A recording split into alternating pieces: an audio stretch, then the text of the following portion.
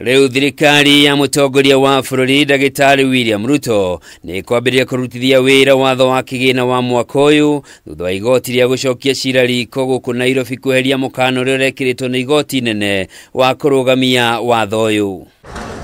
Kuringana na acirithania Mohamed Warsame, Kathurima Emwinoti na Hedwig Omondi, kurugamia kwa watho kwa ihinda iraya ni ũgwati harĩ ũthii wa na mbere wa bũrũri na no gũcũngĩrĩre kũhagũka kwa ũtonga wa bũrũri. Magĩkinyanĩria itua rĩrĩ, acirithania maugĩte ihoya rĩa Minister wa kĩgĩna Professor Njũgũna Ndung'u akĩũria igoti rĩu rĩeherie mũkana wa igoti inene ũrĩ na ũritũ mũnene na kuona watho ũcio ndũngĩrũgamio mĩndĩ na mĩndĩ, thirikari nĩ ĩgwĩtĩkĩrio kũrutithia wĩra mbere ya ciira IGOTI-INI UTHIKIRIRIO na UTUITHANIO.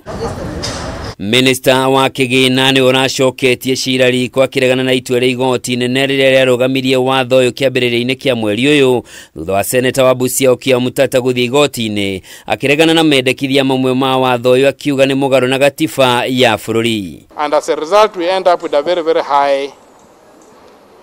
high taxation regime to finance fraud.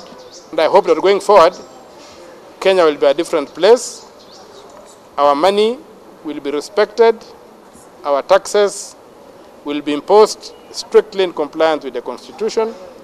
And the budget-making process will not be used to steal from struggling Kenyan taxpayers.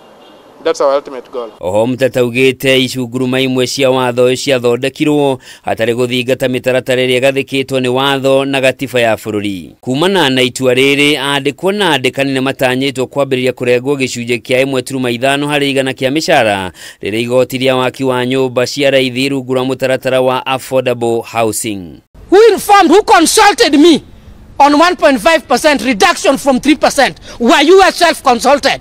Do you need that house? We are joking with this country and people must rise in arms.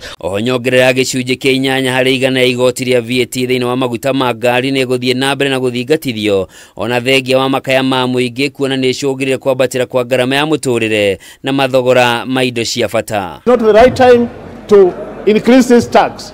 So with this remarks, Honorable Chair, my wish is that we retain VAT on fuel at 8% as it is now. Mangĩ marĩa marĩ thĩinĩ wa mũtaratara ũyũ nĩ kweheria igoti rĩa VAT thĩinĩ wa gasi ya kũruga, ũndũ ũrĩa ũtanyĩtwo gũteithia Kenya na njĩra nene, kũgathĩka magoti ma igũrũ harĩ indo iria igũragwo kuma mabũrũri-inĩ ma nanja na no ithondekerwo gũkũ bũrũri-inĩ ta itĩ na thimiti. Handũ-inĩ ha Kameme TV, njĩtagwo Njoroge wa Kimani.